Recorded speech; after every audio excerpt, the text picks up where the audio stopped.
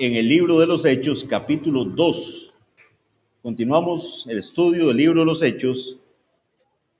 Tuvimos un paréntesis para hablar del cesacionismo, ¿verdad? Recuerden que a raíz de lo que veíamos en la predicación, ¿verdad? Las manifestaciones que se habían dado también en el día de Pentecostés, era oportuno hablar de si esos dones continúan o no en nuestros días. Espero que haya quedado clarito el tema. Si usted no pudo estar en esas exposiciones, ahí están en YouTube. Entonces, para que las pueda estar viendo. Hechos capítulo 2, versículos 36 al 41. Hechos 2, 36 al 41.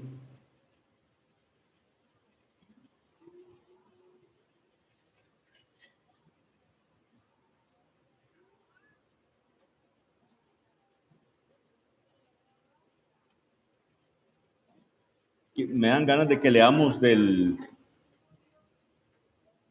versículo 15 para repasar un poquito, ¿verdad? Y recordar lo último que predicamos, pero hoy vamos a estar hablando del 36 al 41.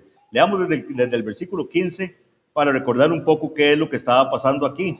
Recordemos qué es lo que había pasado, ¿verdad? Recuerden que el Espíritu Santo había descendido, ¿verdad? Había habido una manifestación de estas personas que estaban ahí, que habían sido bautizadas con el Espíritu Santo, habían empezado a hablar en otras lenguas. ¿Se acuerdan? Entonces, unos se maravillaban de que galileos estuvieran hablando en otras lenguas y otros simplemente decían, están borrachos. ¿Verdad? Esa fue la respuesta de algunos de los que estaban ahí. Quedaba claro ahorita, el día de hoy de que esas lenguas eran idiomas, ¿verdad? Eso ya lo vimos bastante profundo. Entonces, lo que vamos a ver es esa predicación de Pedro a partir de esto.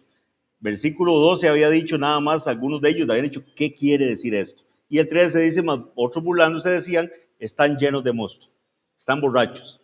Eso es lo que estaban diciendo. El discurso de Pedro, como lo titula la Reina Valera, que es este sermón que Pedro va a dar, empieza en el versículo 14. Dice así: entonces Pedro, poniéndose en pie con los 11, alzó la voz y les habló diciendo, varones judíos y todos los que habitáis en Jerusalén, esto os sea notorio y oíd mis palabras.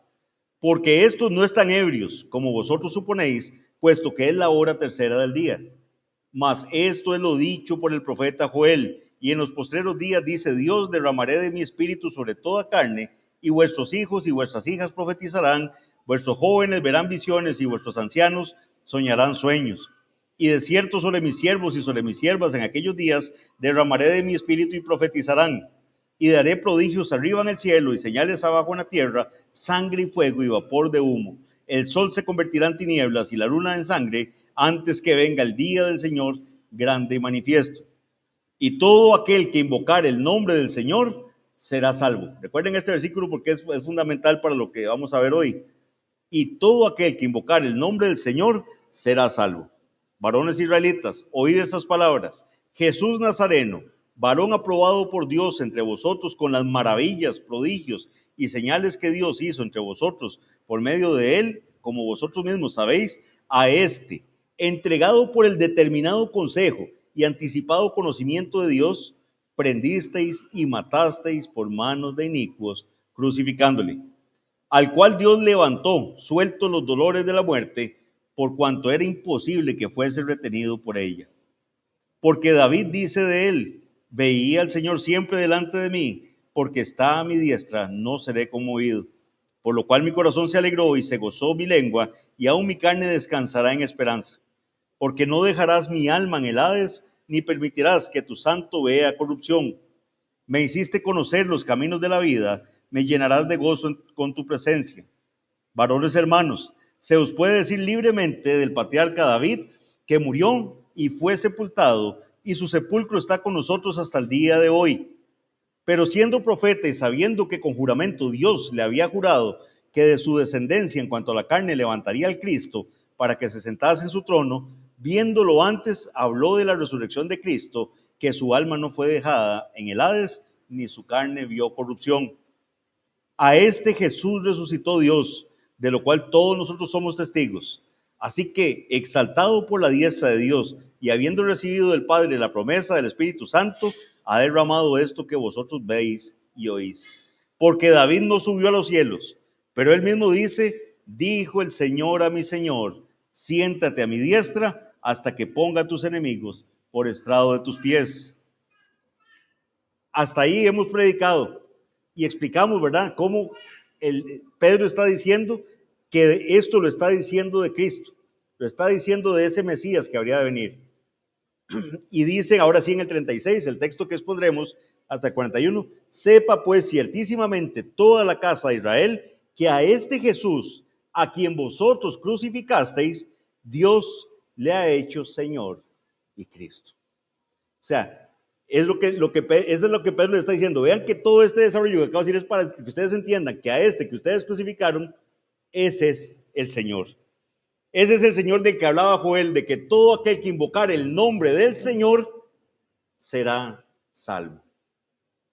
Y es ahí donde impacta esa predicación a los oyentes, porque vean lo que pasa en el versículo 37. Al oír esto, se compungieron de corazón. Se compungieron de corazón y dijeron a Pedro y a los apóstoles, varones hermanos, ¿qué haremos? O sea, ¿qué hacemos ahora? ¿Qué vamos a hacer? Nosotros lo crucificamos. Este era el Mesías prometido. ¿Qué haremos? Pedro les dijo, arrepentidos y bautícese cada uno de vosotros en el nombre de Jesucristo para perdón de los pecados y recibiréis el don del Espíritu Santo. Porque para vosotros es la promesa y para vuestros hijos y para todos los que están lejos, para cuantos el Señor nuestro Dios llamare. Y con otras muchas palabras testificaba y les exhortaba diciendo, sed salvos de esta perversa generación. Así que los que recibieron su palabra fueron bautizados y se añadieron aquel día como 3,000 personas. Ante la pregunta de Pedro, de la multitud a Pedro, Pedro les da una respuesta. Ellos quedan compungidos de corazón y le dicen, ¿qué vamos a hacer ahora? Y la respuesta de Pedro es, arrepiéntase. Pero vamos a ver que hay unas dificultades en este texto, porque Pedro no solo les dice que se arrepientan, pero les dice también que se bauticen y que se bauticen en el nombre de Jesús y que es para salvación. Entonces ha habido una serie de malas interpretaciones con este texto que algunas sectas han agarrado para decir que el bautismo que es válido es el que se haga con la fórmula en el nombre de Jesús nada más y no la que se haga en el nombre del Padre, del Hijo y del Espíritu Santo. Otras sectas han agarrado para decir que el bautismo es para salvación, que es un requisito para la salvación. Entonces, de todo eso vamos a tratar de hablar esta tarde, sin perder de vista que la respuesta importante que Pedro está dando acá es arrepiéntase. O sea, ustedes hicieron eso, pero hay esperanza, arrepiéntase. Y ese es el llamado que está haciendo Pedro con este mensaje.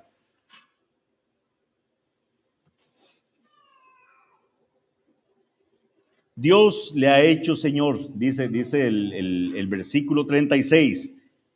Kyrios, ¿verdad? Ese Señor es Kyrios, es la palabra en griego. Le ha hecho Señor y Cristo, ¿verdad? Cristo también es una palabra griega que significa ungido. Kyrios, ¿verdad? En el Antiguo Testamento el nombre de Dios, ¿verdad? Era esta YHWH, ¿verdad? Que se puede decir Yahvé, nosotros decimos Jehová, ¿verdad? En algunas de las Biblias. El pueblo judío lo que hacía para no desobedecer el mandamiento de no tomar el nombre de Dios en vano, que está en Éxodo 27, lo que hacía era cambiar el nombre de Dios y poner Adonai, ¿verdad? Entonces, la traducción que en la Septuaginta se hace de Adonai es Kyrios, es Señor. Entonces, Kyrios se usaba para referirse a Dios. Entonces, es ese mismo término que se está usando acá para decir que Cristo es hecho Kyrios, es hecho Señor y Cristo. Entonces, el pueblo judío estaba acostumbrado a esta palabra griega, Kyrios, para referirse a Dios, aun cuando Kyrios también se usaba para ciertas autoridades humanas. Los primeros cristianos, ¿verdad? Estaban en un ambiente donde tenían que escuchar a la gente decir, César es Señor. Esa era la proclama que tenía que hacer, que César era el Señor. Esto designaba a César como regidor de todo el reino romano, pero también se adoptó en ciertas connotaciones espirituales, al pretender insinuar que en algún sentido César era el Señor también. Muchos creían que Jesús, creían en Jesús, como el único Señor, Los cristianos muchas veces se negaban a decir César es Señor. Y como resultado, muchos de ellos murieron violentamente a manos de los ejércitos romanos. Eso es algo que mencionábamos, ¿verdad?, en la mañana. ¿Verdad? El manifestar ser cristiano en estos tiempos era casi que una sentencia de muerte. Por eso que confesar con su boca que Jesús es el Señor, ahí usted tenía que demostrar verdaderamente que usted era un creyente. Hoy en día no, usted en día le pregunta afuera a la gente y todo el mundo cree que es cristiano. Todo el mundo cree que ellos creen en el Señor. La palabra Cristo, ¿verdad? Es la palabra hebrea Mesías, ¿verdad? Así es como se traduce al griego Mesías, que se traduce Cristo. Tanto Cristo como Mesías lo que significan es el ungido, ¿verdad? Recuerden que lo que se ungía, a ciertas personas para destacarlos, ya fuera como sacerdotes, como profetas o como reyes. Entonces vemos que Cristo es designado, como nos dice acá, Dios le ha hecho Señor y Cristo, dice el versículo 36. El pueblo judío, ¿qué esperaba? Esperaba un Mesías que fuera un Mesías militar, o sea, un Mesías libertador del pueblo, ¿verdad? Que le devolviera, que le restaurara la grandeza a Israel. Ellos creían que sería alguien como Moisés, por ejemplo, ¿verdad? Cuando libera al pueblo. Providencialmente leemos, ¿verdad? Lo que ocurría, cómo se marcó, ¿verdad? Los dinteles de las puertas y los postes, y el Señor, a través de ese milagro, ese portento tan fuerte, liberó a su pueblo. Entonces ellos veían o creían que el Mesías iba a ser un Mesías liberador, un libertador, como lo fue Moisés, o también como David, ¿verdad? Que hizo grande a la nación de Israel. Por esas expectativas, Jesús no era visto como el Mesías. Pero para bendición nuestra, el mismo Cristo declaró que Él era el Mesías, que Él era ese ungido. ¿Qué dice Marcos 14, 55 al 65? Este es un pasaje largo, pero quise incorporarlo para que veamos esto. Marcos 14, 55 al 65. Aquí estamos en el pseudo juicio, ¿verdad?, que le están haciendo al Señor Jesús, que todas las garantías procesales fueron violentadas. Ahí no tuvo garantías de nada. Pero a Jesús lo están sometiendo a estos interrogatorios. Y tenemos en Marcos 14, 55 al 65, que lo estará tocando nuestro hermano Arles pronto, dice, y los principales sacerdotes y todo el concilio buscaban testimonio contra Jesús. Estaban buscando testigos que vinieran a hablar contra Cristo para entregarle a la muerte, pero no lo hallaban, porque muchos decían falso testimonio contra él, mas sus testimonios no concordaban. O sea, ponían falsos testigos, pero no empataban los testimonios. No calzaba lo que decía uno con lo que decía el otro. Entonces, levantándose unos de ellos, dieron falso testimonio contra él, diciendo, nosotros le hemos oído decir, yo derribaré este templo hecho a mano y en 3 días edificaré otro hecho sin mano. Pero ni aún así concordaban en el testimonio. Entonces el sumo sacerdote, levantándose en medio, preguntó a Jesús diciendo, ¿no respondes a nada? ¿Qué testifican estos contra ti? Mas él callaba y no respondía. Ahora, Jesús tenía derecho a callar. Recuerden que no está haciendo ninguna mala crianza ni ningún pecado, o sea, él tenía derecho a callar. ¿Por qué? Porque es un derecho que le asiste a una persona no testificar contra sí mismo. O sea, entonces yo no estoy obligado a testificar contra mí. Entonces Jesús callaba, no respondía a lo que le decía el sumo sacerdote. El sumo sacerdote le volvió a preguntar y le dijo, ¿eres tú el Cristo? Pero a esta pregunta Jesús iba a responder, ¿eres tú el Cristo, el Hijo del bendito? Y Jesús le dijo, yo soy. Yo soy. Y veréis al Hijo del Hombre sentado a la diestra del poder de Dios y viniendo en las nubes del cielo. Entonces el sumo sacerdote, rasgando su vestidura, dijo, ¿qué más necesidad tenemos de testigos? Habéis oído la blasfemia. ¿Qué os parece? Y todos le condenaron, declarándole ser digno de muerte. Y algunos comenzaron a escupirle y a cubrirle el rostro y a darle puñetazos y a decirle, profetiza. Y los alguaciles le daban bofetadas. Eso sufrió nuestro Salvador. Pero él les dijo, sí, yo soy el Cristo. Yo soy. Y ese yo soy como el yo soy del Antiguo Testamento, ¿verdad? Así le responde él. Pero a la audiencia a la que Pedro le estaba haciendo la predicación, tienen que estar recordando todo esto, porque esto es bastante reciente. Ellos vivieron todo esto. Ellos estuvieron dentro de esa turba que gritaba que le liberaran a Barrabás. Y en ¿qué haremos? O sea, ¿qué hacemos? Se siente una desesperanza grande. Es como decir, ¿verdad? ¿Qué torta lo que hicimos? ¿Verdad? ¿Qué mal? ¿Qué vamos a hacer ahora? Al tener sus corazones entenebrecidos, no pudieron entender que Jesús, el Mesías prometido, tenía el poder de liberarlos de algo más terrible que el dominio militar de Roma. Y esa era la esclavitud del pecado y liberarlos de la ira del Dios Todopoderoso. De eso tiene el poder el Mesías, de liberarnos del pecado, de la esclavitud del pecado y liberarnos de la ira de Dios que pesa sobre cada uno de nosotros. Este Jesús, les dice Pedro, a quien vosotros crucificasteis. Recuerden que Lucas es el autor de los dos volúmenes, ¿verdad? Tanto del Evangelio de Lucas como del libro de los Hechos. Y Lucas en el Evangelio ya nos ha dicho cómo la culpa pesa bastante, en una forma mayoritaria, sobre este pueblo judío. ¿Cómo lo vemos? Vean, por ejemplo, lo que dice Lucas 22, 52 al 53. Y Jesús dijo a los principales sacerdotes, a los jefes de la guardia, al templo y a los ancianos. Aquí tenemos tres grupos del pueblo de Israel. Los principales de los sacerdotes, los jefes de la guardia del templo y los ancianos. Y dice que habían venido contra Cristo. Y Jesús les dice, como contra un ladrón habéis salido con espadas y palos, habiendo estado con vosotros cada día en el templo, no extendisteis las manos contra mí, mas esta es vuestra hora y la potestad de las tinieblas. O sea, Jesús les dice, ustedes están viniendo a mí con palos, vienen a mí con espadas y palos, como contra un ladrón. Ese era el pueblo de él sobre el cual también él lloró y dijo, Jerusalén, Jerusalén, que matas a tus profetas.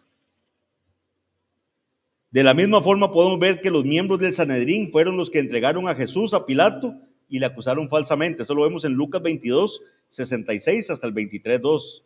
Cuando Pilato llega y dice, no hallo ninguna culpa en este hombre, los mismos líderes judíos son los que insisten en que tiene que castigar a Jesús. Eso lo vemos en Lucas 23, del 4 al 5. Cuando Pilato envía a Jesús a Herodes, ¿verdad? Para que vaya donde Herodes, dice, no, yo esto no lo veo, vaya, hablen con Herodes.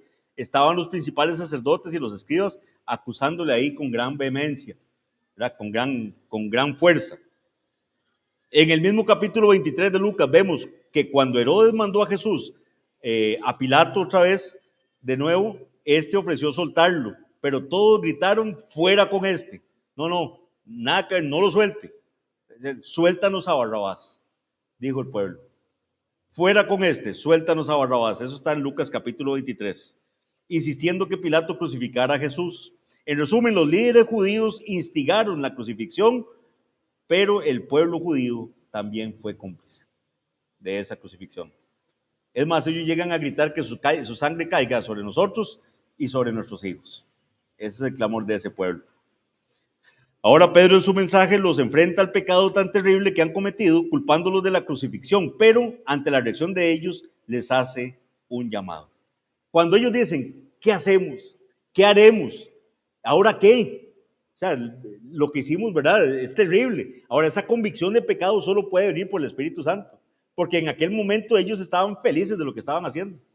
Ellos sentían que habían ganado, habiendo matado a Cristo. Vean la respuesta de Pedro. Versículo 37 nuevamente. Al oír esto, se compungieron de corazón y dijeron a Pedro, no pierdan la lectura, Hechos 2, estamos en el versículo 37. Al oír esto, se compungieron de corazón y dijeron a Pedro y a los otros apóstoles, varones hermanos, ¿qué haremos? Pedro les dijo, arrepentidos. Arrepentidos. Ahorita vamos a comentar y bautícese cada uno de vosotros. Arrepentidos. Arrepentidos, dice, y bautícese cada uno de vosotros en el nombre de Jesucristo para perdón de los pecados y recibiréis el don del Espíritu Santo, porque para vosotros es la promesa y para vuestros hijos y para todos los que están lejos, para cuantos el Señor nuestro Dios llamare. En respuesta a la acusación de Pedro de que ellos habían crucificado a Jesús, a quien Dios había hecho Señor y Cristo, la gente de repente reconoce su culpabilidad y el riesgo de sus acciones. No puede haber mayor pecado que haber matado al ungido de Dios. Es que vean la clase de atrocidad que hicieron. Mataron al Cristo. O sea, todos están en las escrituras apuntando a que vendría un día el hijo de David y decir ellos, y vino y lo matamos. Llegó el día y lo matamos. O sea, el día tan profetizado desde la antigüedad, que el mismo Simeón lo reconoció, ¿verdad? Han visto mis ojos la salvación y nosotros lo crucificamos. No puede haber un mayor pecado, seguro pensaban ellos. Matar al que Dios mandó para salvarlos.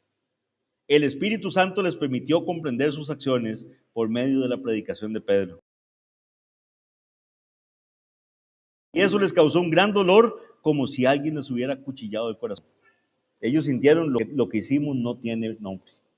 Lo que hicimos no tiene nombre. Y ese es el sentimiento también, valga el anuncio, que siente un pecador que ha sido tocado ¿verdad? Por el poder del Espíritu Santo. Usted se ve y usted siente que usted lo que ha hecho es eh, eh, ofender directamente al Dios Todopoderoso, haciéndole daño a su familia, haciéndole daño a seres queridos, actuando irresponsablemente. Cuando viene ese arrepentimiento puesto por el Señor en el corazón de un pecador, puede ver la maldad de lo que ha hecho y puede decir, Señor, ¿qué hago? ¿Qué hago? ¿Ahora qué hago?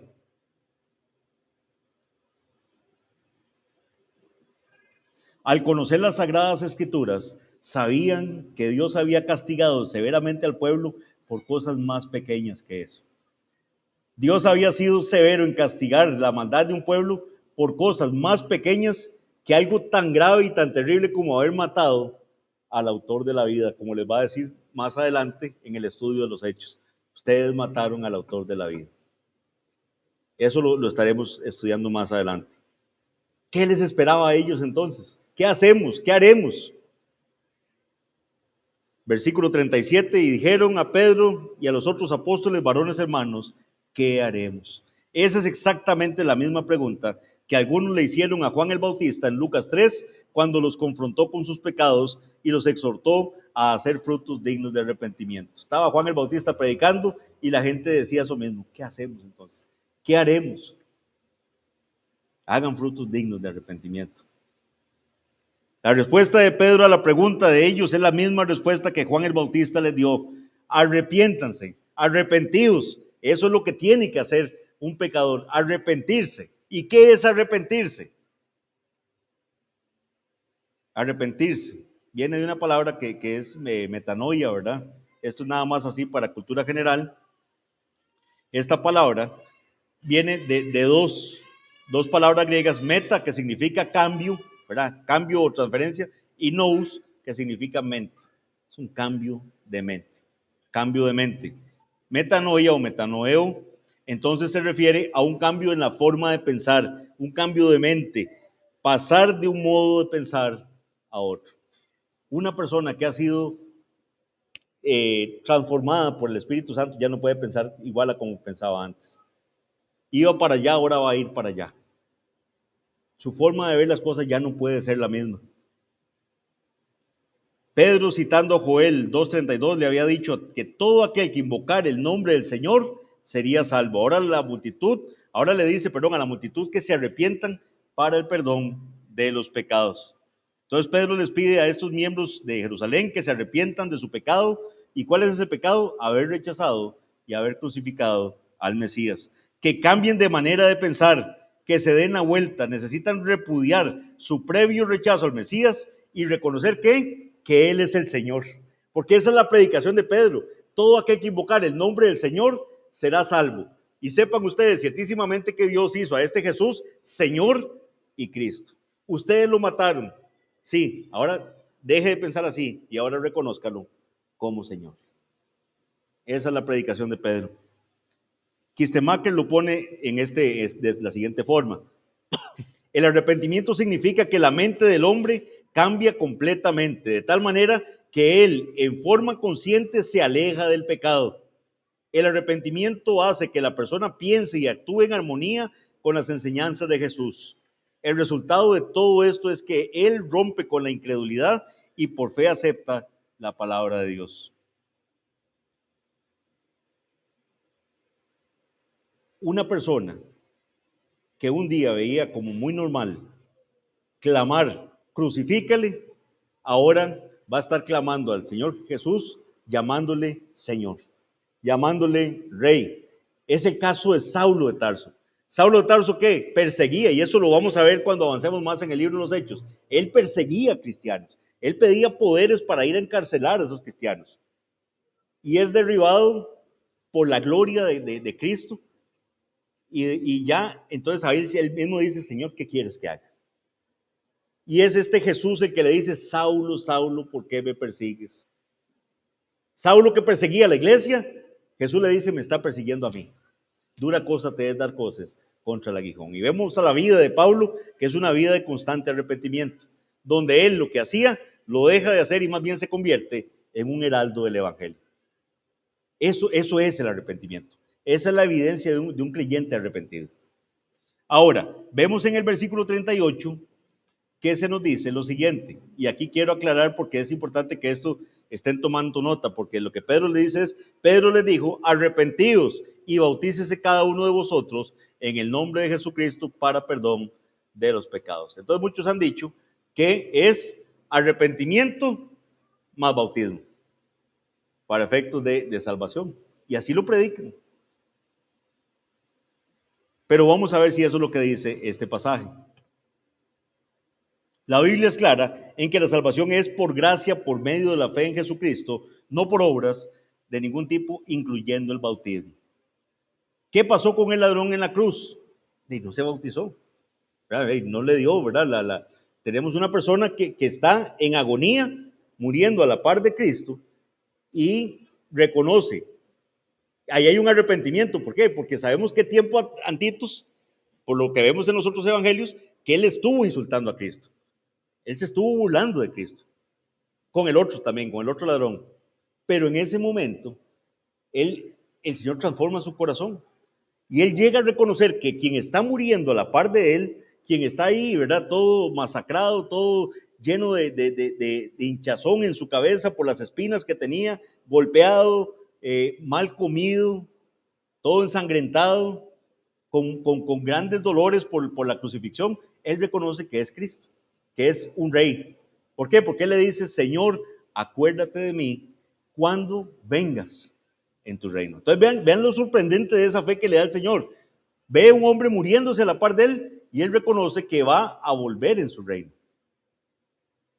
Entonces, ¿qué le dice Jesús? No, mire, es que si se hubiera bautizado, ¿verdad? Si hubiera podido ser posible. No, ¿qué le dice? De cierto que te digo que hoy estarás conmigo en el paraíso. Este hombre fue salvo. Ahora, ¿esto qué es un desaliento para bautizarse? No, el bautismo es un paso necesarísimo, porque todo creyente debe anhelar bautizarse para dar testimonio público de esa muerte a sus pecados y es resucitado una vida nueva, tal y como que nuestro Señor Jesucristo murió y resucitó. En Él resucitamos a una nueva vida. Y es precisamente ese paso el que da, ¿verdad?, la unión a este cuerpo, a la iglesia. Pero aquí no podemos interpretar que el bautismo es un requisito para la salvación. Por gracia sois salvos por medio de la fe, y esto no de vosotros, pues es don de Dios, no por obras, para que nadie se gloríe. Por lo tanto, cualquier interpretación que llegue a la conclusión de que el bautismo o cualquier otro acto es necesario para la salvación es una interpretación errónea. Entonces, ¿por qué algunos llegan a la conclusión de que debemos bautizarnos para ser salvos? A menudo la discusión de si este pasaje enseña que el bautismo es necesario para la salvación se centra por el uso de una palabra griega que es la palabra griega eis, E-I-S, eis, que se traduce para. Es la que el texto va a decir ahí. Pero le digo, arrepentidos y bautícense cada uno de vosotros en el nombre de Jesucristo para, ese para, perdón de pecados, esa es la palabra eis.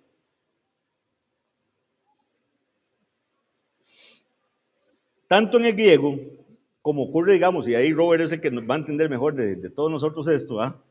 Tanto en el griego como pasa en el inglés, hay muchos usos posibles para la palabra para. O sea, esa palabrita eis tiene muchos usos posibles. Hay tres posibles significados para esa palabra para que podrían encajar en el contexto de Hechos 2:38. El primero de ellos es que signifique con el fin de ser o llegar a ser, tener o mantener. Ese es el primer grupo de significados, con el fin de ser. El otro grupo de significados sería debido a, como resultado de, también puede significar eis. O el 3, en lo que respecta a, todo eso puede significar eis.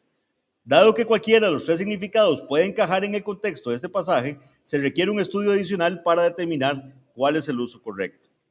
Necesitamos prestar atención al idioma original y el significado de la palabra griega eis. Esta es una palabra común que se utiliza 1774 veces en el Nuevo Testamento. Entonces vean qué montón. 1774 veces se usa la palabra eis y se traduce de muchas maneras diferentes dependiendo del contexto. Así que vemos al menos 2 o 3 posibles significados del pasaje.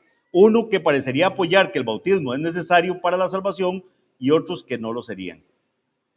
Algunos eruditos griegos como A.T. Robertson y J.R. Manti han sostenido que la preposición griega eis en Hechos 2:38 debería traducirse como a causa de. Entonces, si uno lo leyera en a causa de, sería Pedro le dijo: arrepentidos y bautícese cada uno de vosotros en el nombre de Jesucristo a causa del perdón de los pecados. O sea, porque ustedes han sido perdonados, entonces bautícese. Así es como se deberían leer. A causa de, o en vista de, y no con el fin de. O sea, entonces no es que bautícese con el fin de que le sean perdonados los pecados. O sea, es bautícese porque le han sido perdonados los pecados. Un ejemplo de cómo se usa esta preposición en otras partes de las Sagradas Escrituras lo encontramos en Mateo 12:41, donde la palabra eis da a entender el resultado de una acción. Entonces dice: los hombres de Nínive se levantarán en el juicio con esta generación y la condenarán, porque ellos se arrepintieron a la predicación de Jonás, y he aquí más que Jonás en este lugar. En este caso se dice que la gente de Nínive se arrepintió por la predicación de Jonás. O sea, porque Jonás predicó, ellos se arrepintieron. Y esa es la palabra eis. La palabra traducida por es la palabra griega eis. Claramente el significado de este pasaje es que se arrepintieron a causa de, o sea, a causa de, dado que Jonás predicó, ellos se arrepintieron. O como resultado de, también se podría entender esa traducción. De manera similar, es altamente posible que Hechos 2:38 esté refiriéndose al hecho de que debían ser bautizados como resultado de o porque ya habían creído y al hacerlo ya habían recibido el perdón de sus pecados. Esta interpretación del pasaje también es coherente con el mensaje registrado en los 2 sermones siguientes de Pedro a los incrédulos, donde asocia el perdón de los pecados con el acto de arrepentimiento y fe, y no se menciona el bautismo. Eso lo vamos a estar estudiando cuando veamos Hechos capítulos 3 y capítulo 4. ¿Okay? Ahí vamos a estar ahondando más de eso. Ahí Pedro va a decirle: arrepiéntanse, y no va a mencionar el bautismo. ¿Okay? Otra dificultad que surge de este pasaje y que tenemos que frenar para poder hacer la explicación: ¿cuál es la fórmula bautismal? ¿Verdad? ¿Cómo tenemos que bautizar? Porque vean lo que dice el pasaje que estamos leyendo. Dice, versículo 38 de Hechos 2, Pedro les dijo: arrepentidos y bautícese cada uno de vosotros en el nombre de Jesucristo para perdón de los pecados y recibiréis el don del Espíritu Santo. Entonces tenemos sectarios, ¿verdad? Como los pentecostales unicitarios, que son una secta. Esos no son los pentecostales normales, sino que ellos tienen ahí, ¿verdad?, unas creencias terribles. Entonces dicen que el bautismo verdadero es el que se tiene que hacer solo en el nombre de Jesús. Entonces les llaman los solo Jesús, por cierto, a ellos. Entonces ellos andan propagando esa, y que todos estamos mal bautizados porque nos bautizaron en el nombre del Padre, del Hijo y del Espíritu Santo. Entonces es importante que ustedes también conozcan estos temas. Nosotros, como Iglesia Bautista Reformada, usamos la primera fórmula tal como la ordenó nuestro Señor Jesucristo en Mateo 28, 18 al 20. ¿Qué dice Mateo 28, 18 al 20? Y Jesús se acercó y les habló diciendo: toda potestad me es dada en el cielo y en la tierra. Por tanto, id y haced discípulos a todas las naciones, bautizándolos en el nombre del Padre y del Hijo y del Espíritu Santo, enseñándoles que guarden todas las cosas que os he mandado, y he aquí yo estoy con vosotros todos los días hasta el fin del mundo. Amén. El mandamiento claro de Jesús es bautizar de esta manera. Pero si es así, entonces, ¿por qué Hechos 2:38 Pedro dice arrepentidos y bautícese cada uno de vosotros en el nombre de Jesucristo para perdón de los pecados y recibiréis el don del Espíritu Santo? Espero que haya quedado claro el uso del de para perdón de los pecados, ¿verdad? Que una mejor traducción es a causa de el perdón de los pecados o en virtud de que ustedes han sido perdonados, ¿verdad? Esa es la idea. Hay otros pasajes que se utilizan o que utilizan estas sectas para enseñar que el bautismo debe ser solo en el nombre de Jesucristo. Si quieren las apuntan para que no los sorprendan cuando le lleguen a su casa. Son Hechos 10:48, que también lo veremos más adelante, que dice, y mandó bautizarles en el nombre del Señor Jesús. Entonces le rogaron que se quedase por algunos días. También Hechos 19:5, que dice, cuando oyeron esto fueron bautizados en el nombre del Señor Jesús. Esos son los pasajes que ellos utilizan.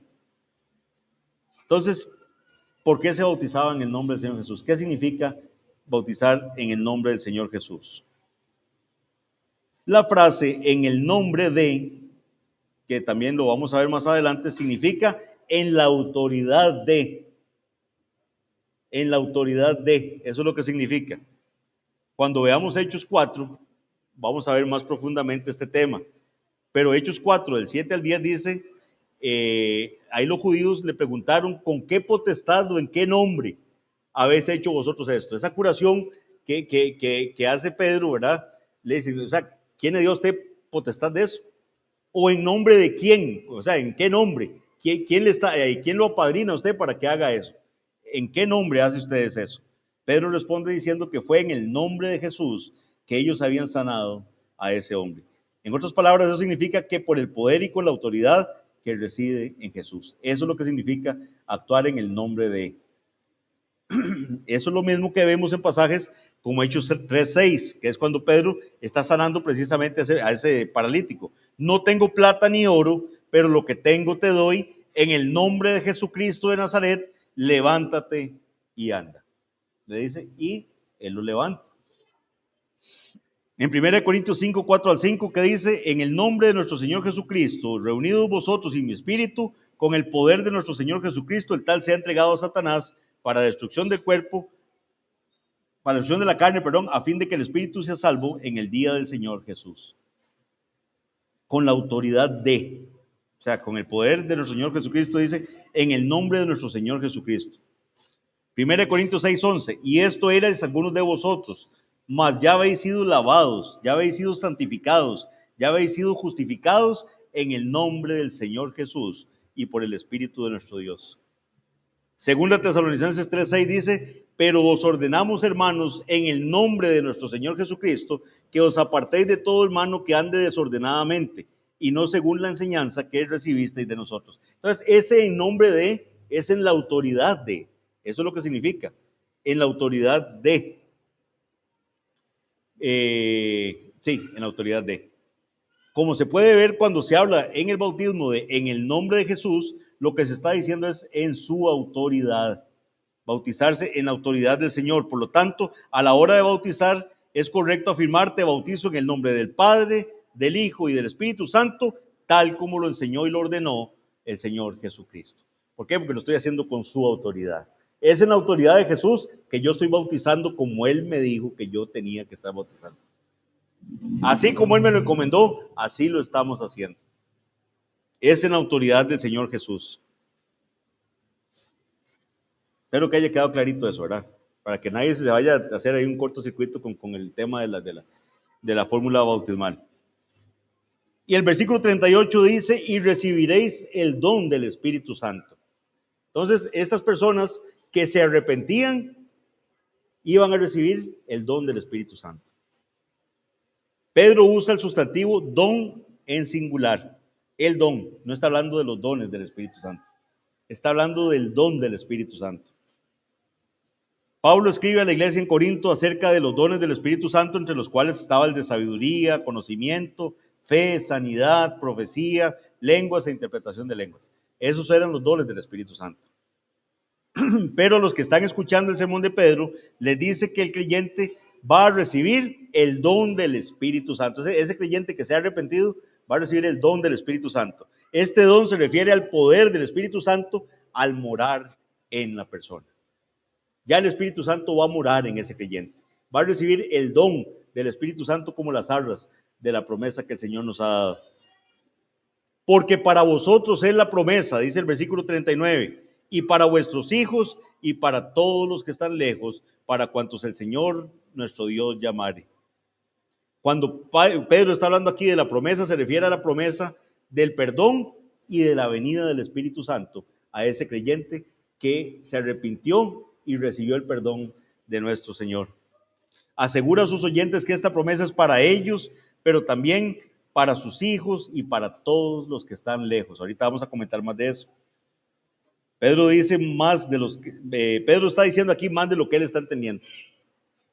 O sea, porque si ustedes van a ver aquí, claramente también contempla a esos que están lejos, refiriéndose a los gentiles.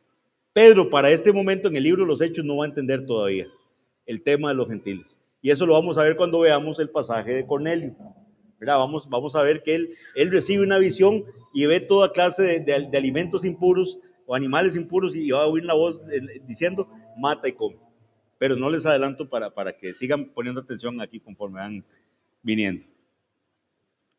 Pedro dice más de lo que él está entendiendo, más de lo que él se da cuenta. Si en el día de Pentecostés tuviera que definir el significado de todos los que están lejos, como está ahí, de que la promesa está dada para ellos, para sus hijos y para todos los que están lejos, seguramente diría que se trataba de los judíos de la diáspora. Ahora él iba a pensar seguro que los que estaban lejos eran esos judíos que fueron esparcidos. Si se le cuestionara aún más, seguramente diría que también puede estarse refiriendo a los prosélitos, ¿verdad? Que eran esos que se convertían. Pero como veremos más adelante, cuando lleguemos a Hechos 10, los beneficiarios de esta promesa son muchos más numerosos de lo que el mismo Pedro está entendiendo con estas palabras. La promesa es tanto para gentiles como para judíos. Pedro y sus hermanos judíos se consideraban pueblo del pacto con Dios y por ello los primeros en recibir la bendición de la salvación. Pero a través de la obra de Cristo, los gentiles también son incluidos en el pacto. Pedro mismo llega a darse cuenta del significado de esas palabras que él usa en Pentecostés cuando informa a los judíos de Jerusalén acerca de la visita a Cornelio, ¿verdad? Y como les digo, eso lo vamos a estar viendo más adelante. Nada más un pequeño paréntesis, ¿verdad? Que aquí dice que la promesa es dada a los hijos. Con todo lo que amamos a nuestros hermanos, ¿verdad? Presbiterianos, aquí no vemos que se esté refiriendo a la promesa del bautismo. ¿Verdad? Porque algunos dicen que aquí está, se infiere que es todo lo que ha dicho del arrepentimiento y el bautismo y que esa promesa está dada para ellos y para sus hijos. Pero aquí no está refiriéndose a eso. Es la promesa de que la salvación ya sería a ellos, a sus hijos y a los que están lejos. El Señor va a salvar personas de todas las edades, personas de todas las etnias. El arrepentimiento que va a provocar en el corazón de estas personas va a traer esa bendición del Espíritu Santo morando en el creyente. Cierto o no que aquí clamamos día con día que el Señor tenga misericordia y salve a nuestros niñitos a temprana edad. Pero aquí nos está refiriendo a una promesa de bautismo sobre los infantes. ¿Por qué? Y ahora lo vamos a ver más adelante en este mismo pasaje que estamos leyendo. Pero esto nada más lo menciono no con el afán de hacer ningún tipo de discordia, es porque también se ha usado ese pasaje para justificar el bautismo de infantes. Kistemaker lo dice de la siguiente forma: el término lejos se refiere tanto a tiempo como a lugar. Vean qué interesante. La promesa de Dios se extiende a través de generaciones hasta el fin del mundo. O sea, esa lejanía que dice de los que están lejos, se podría pensar y se puede entender el término también como lejos de ahí hacia el futuro también. O sea, el Señor iba a salvar gente de ese momento ahí hacia más allá, hasta que Él viniera. Alcanza también a la gente de toda nación, tribu, raza y lengua, donde quiera que estén sobre la faz de la tierra. Las palabras de Pedro están en completa armonía con las que dijo Jesús: haced discípulos en todas las naciones, en Mateo 28, 19. Y dice el versículo 39, para cuantos el Señor nuestro Dios llamare. Vean qué bonito. Aquí está, ¿verdad? Uno de los términos que más ¿verdad? Nos gustan. a nosotros los bautistas reformados, el llamamiento.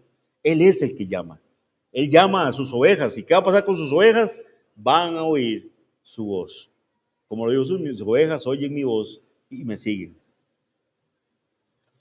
La iniciativa es de Dios. Dios hace la llamada y la bendición es concedida a quienes responden. Dios es soberano al llamar a su pueblo a que vengan a Él. La salvación se origina en Él y es Él quien la concede a todos aquellos que en su soberana gracia Él llamará. ¿Qué dice Juan 6, 37 y 39? Dice, todo lo que el Padre me da, vendrá a mí. Digo Cristo, todo lo que el Padre me da, vendrá a mí. Y al que a mí viene, no le echo fuera. El Padre le ha dado un pueblo al Señor Jesucristo. Le regaló un pueblo para que lo adoren. Y dice que todo lo que el Padre le da a Él, va a venir a Él. O sea, no es que algunos, no. Lo que el Padre me ha dado, va a venir a mí, dijo Cristo. Y el que a mí viene, yo no le echo fuera. Y también dice el versículo 39 de Juan 6, y esta es la voluntad del Padre, el que me envió, que de todo lo que me diere, no pierda yo nada, sino que lo resucite en el día postrero. Y esa es la bendición. Todo lo que el Padre le da al Señor, va a venir a Él. Él no va a perder ni una sola de sus ovejas, ni una sola. Y Él las va a resucitar en el día postrero. Juan 10, 27, 28, dijo Jesús, mis ovejas oyen mi voz y yo las conozco y me siguen y yo les doy vida eterna y no perecerán jamás, ni nadie las arrebatará de mi mano. Esa es la bendición de nuestro Señor. La salvación es de Él. Sus ovejas van a oír su voz.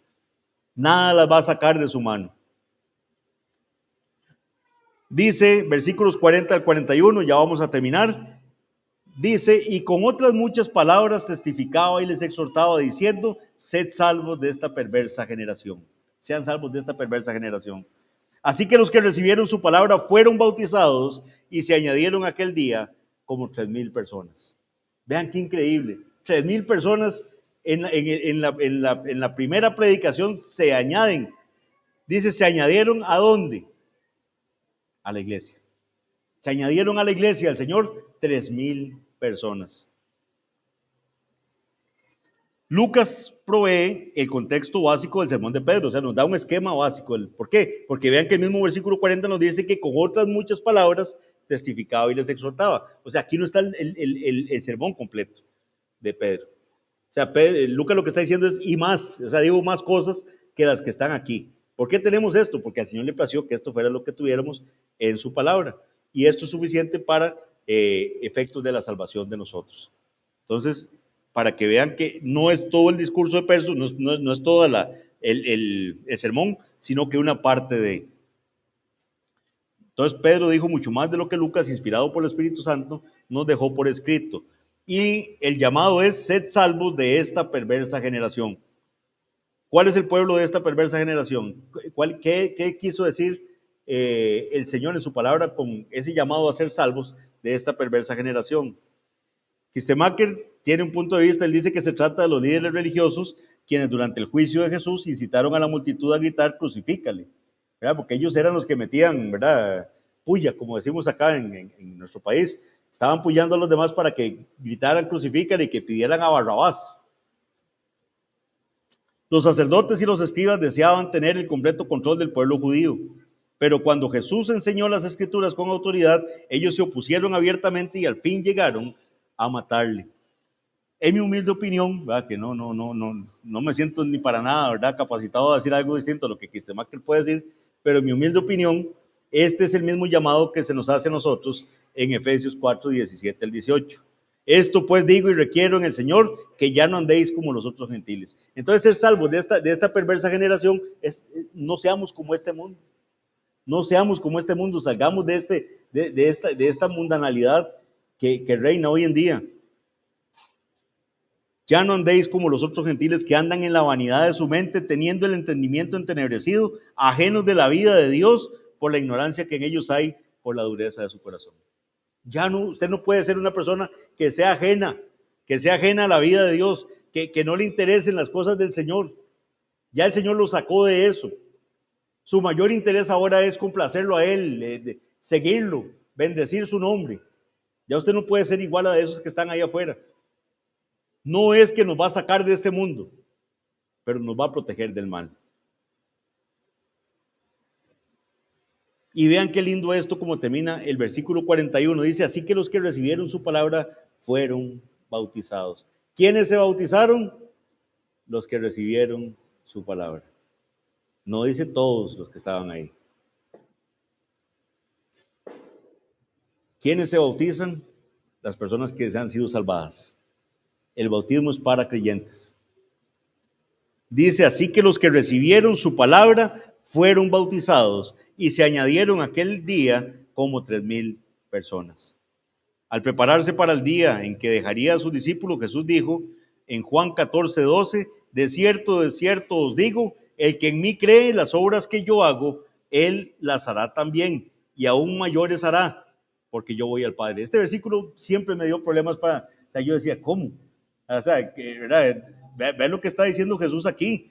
Dice, de cierto os digo, el que en mí cree, las obras que yo hago, él las hará también, y aún mayores hará. Entonces uno decía, ¿cómo alguien va a hacer obras mayores que las que Jesús hizo? Porque yo voy al Padre, decía Jesús. Y entonces con lo que está pasando aquí en Hechos, empezamos a entender un poco a qué se refería Jesús. Jesús, después de su ascensión, ¿verdad? Sus discípulos se reunieron en Jerusalén. ¿Y cuántos habían ahí reunidos? 120. 120. El grupo de seguidores del Señor era un puñadito de gente, de seguidores fieles que estaban ahí perseverando en las oraciones y perseverando juntos. Era un puñado de gente. Habían 120 ahí. Ahora, en el día de Pentecostés, 3,000 personas de repente se les unen, se añaden 3,000 personas. Entonces, eso es un aumento de un 2,500% de la membresía de la iglesia. ¿Qué hacemos, verdad? Si el libro se nos viene así tendríamos que meterlos ahí en el techo. O sea, un 2,500% aumentó el grupo que se reunía ahí en Jerusalén. Entonces a eso se refería el Señor. El Señor en su predicación acá en la tierra, esa predicación llegó a muy poquitos, pero sus apoderados, esos apóstoles que Él dejó encargados para predicar, empezaron a predicar y ya habían mayores conversiones. ¿Y por qué dijo Él? Porque yo voy al Padre. O sea, mi tiempo ya aquí ya terminó, es muy poquito, yo no voy a poder seguir predicando aquí, yo voy al Padre. Ustedes van a hacer cosas mayores, es lo que decía Jesús. Muchas de estas personas eran judíos que vivían en otros países, que ya habían venido a Jerusalén para celebrar Pentecostés. Ellos iban a ser como esas semillas echadas a los cuatro vientos. Recuerdan que habían judíos de todas las naciones que los escucharon hablar en sus idiomas. Ellos iban a volver a esos lugares. Y el Señor había convertido esos corazones, había transformado esas vidas. Ellos iban a volver a esos lugares. Ellos ya predicarían a Cristo en sus hogares y en muchos casos en sus comunidades también. ¿Cómo aplicamos esto? ¿Cuál es el llamado principal que se hace en la predicación de Pedro? Ya que logramos solventar el tema del bautismo y ya que logramos solventar, ¿verdad?, el tema de que es en el nombre del Padre, del Hijo y del Espíritu Santo, y que el bautismo no es para salvación. Entonces, ¿qué nos queda? ¿Cuál es la respuesta de Pedro al qué haremos? Arrepentimiento. Ese es el llamado de esa predicación. Arrepiéntanse, arrepentidos. ¿Cómo podemos aplicar este mensaje entonces el día de hoy? Quiero hablarle a usted que no conoce al Señor todavía. O sea, usted que está viniendo, está empezando a entender, a conocer a ese Jesús, empieza a ver, mire, yo no sabía nada de esto que se está hablando aquí. Quiero decirle lo siguiente. Hemos sido expuestos a un pasaje que claramente enseña la necesidad de arrepentirse y obedecer la voz del Padre. Usted en este momento se ve como un pecador que necesita arrepentirse.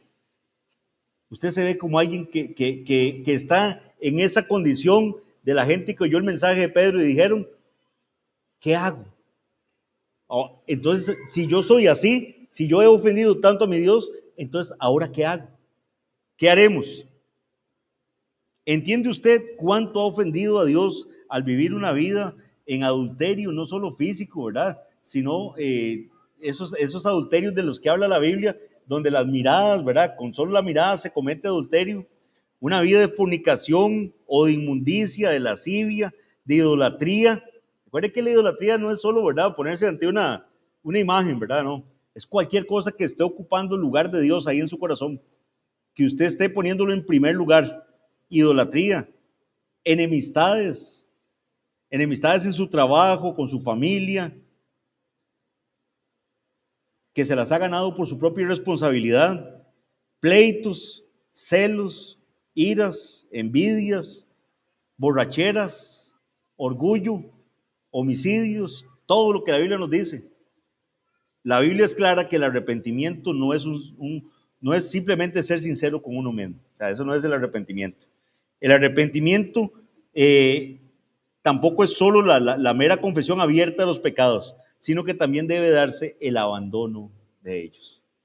O sea, no es solamente como la gente que siente que descarga el saquito de pecados, ya los confesé, los llevo vacío, ya puedo otra vez, ¿verdad?, ir a llenarlo de nuevo para la próxima confesión.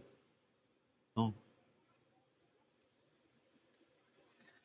Si no lo hace, si es solo el miedo al castigo y al infierno, un temblor ante el justo juicio de Dios sin que al mismo tiempo exista un abandono del pecado, entonces eso no es arrepentimiento.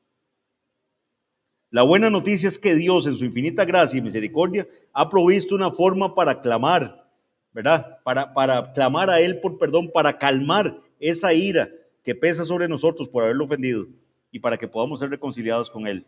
Esto es solamente a través del sacrificio de su Hijo Jesucristo. Como el pago por nuestros pecados, fue Jesús quien por medio de su vida de obediencia, sin pecado, en total sujeción a la ley, voluntariamente sufrió y murió, obteniendo la justicia de Dios para todos los que se rinden a Él y de allí la salvación plena. Es Jesús el único que puede calmar esa ira que pesa sobre nosotros.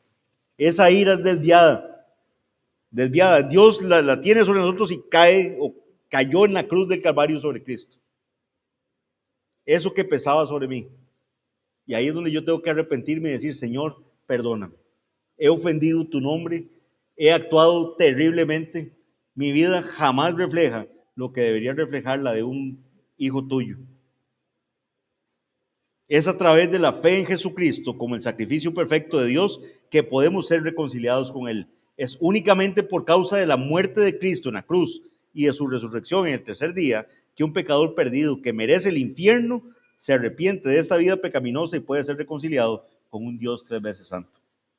La hermosa verdad del Evangelio es que los cristianos somos salvos de la ira de Dios y reconciliados con Él, no porque nosotros hayamos amado a Dios, y eso nos lo deja claro 1 Juan 4:10, no que nosotros hayamos amado a Dios, sino porque Él nos amó a nosotros y envió a su Hijo en propiciación por nuestros pecados. Arrepiéntase y corra a los brazos del Salvador. Esa es la respuesta que Pedro le dio, arrepiéntanse. Pero hay un mensaje también para los creyentes, todos los que estamos aquí, que el Señor nos ha salvado. Y es que hay un terrible error, que se cree que el arrepentimiento es solo para los inconversos. Puede haber creyentes que digan esta tarde, este mensaje no es para mí. O sea, oye, fue un mensaje evangelístico, qué bonito, ojalá que alguien que no fuera cristiano, que se arrepiente. Pero hoy no aprendí nada, nada más que es en el bautismo, es en el nombre del Padre, el Hijo y el Espíritu Santo. Vean lo que dice Martin Lloyd Jones.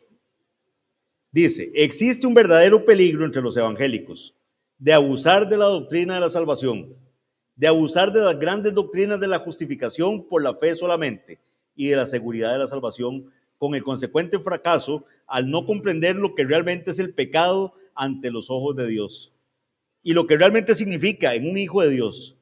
Hay una idea extendida que parece haber ganado popularidad sobre el hecho de que el arrepentimiento no debería tener parte alguna en la vida del cristiano. O sea, que los cristianos ya no hablamos de arrepentimiento.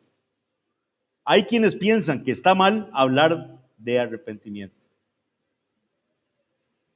Vean lo que dice 2 Corintios 7, 9 al 11. Vean que este pasaje es muy bonito, pero mucha gente no lo entiende porque hay que leerlo con cierto énfasis, en ciertos acentos que hay ahí, ciertos signos de puntuación, y muchas veces se puede pasar por alto la belleza de lo que está diciendo ahí.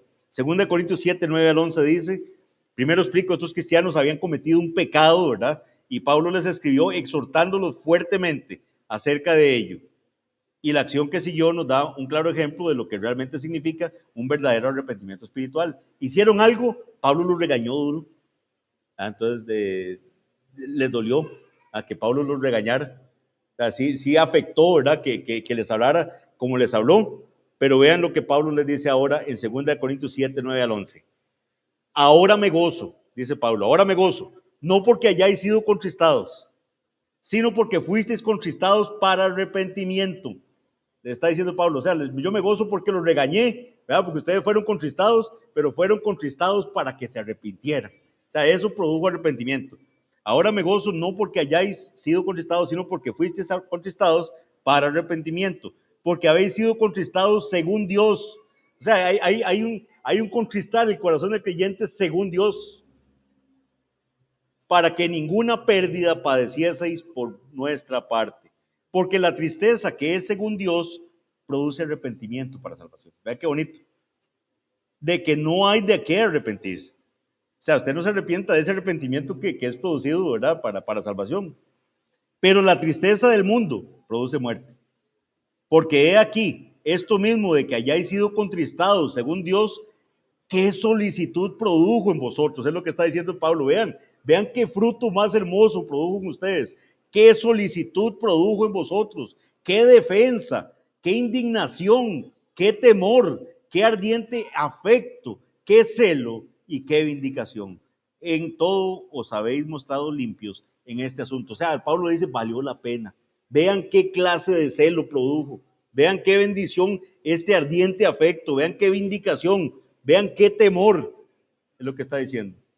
El cristiano que se arrepiente de cómo ha venido actuando y esa tristeza que se produce según Dios va a producir un crecimiento espiritual. Los salvados por el Señor se arrepentirán hasta que Dios los lleve a su morada. Usted se arrepintió hoy, se arrepentirá mañana y se seguirá arrepintiendo hasta que el Señor lo lleve a su presencia. En el cristiano el arrepentimiento es un modo de pensar permanente, un aborrecimiento continuo del mal. Que el Señor tenga misericordia de nosotros y que podamos decir, al igual que Pablo dijo en Romanos 7, 24, 25, miserable de mí. Y aquí Pablo está hablando siendo creyente, no como algunos dicen, que es que está haciendo una remembranza de cuando no era creyente. No, él dice, miserable de mí, ¿quién me librará de este cuerpo de muerte? Gracias doy a Dios por Jesucristo, Señor nuestro. Mis hermanos, pecamos y hacemos cosas que no deberíamos haber hecho, pero arrepintámonos. Ese es el mismo mensaje que le está diciendo Pedro, arrepiéntanse. El arrepentimiento tiene que ser una palabra constante en la vida del cristiano. Entre más cerca y más claro veamos a Cristo, más vamos a sentir la necesidad de arrepentirnos. Vamos a orar. Padre bendito, gracias por este pasaje que hemos leído, gracias porque continuamos en nuestro caminar en el libro de los Hechos. Padre, nos has enseñado cosas valiosas para contender ardientemente por la fe, para no dejar que falsas doctrinas vengan a meternos ideas que no están en tu palabra. Pero Señor, lo principal es que nos haces un llamado al arrepentimiento.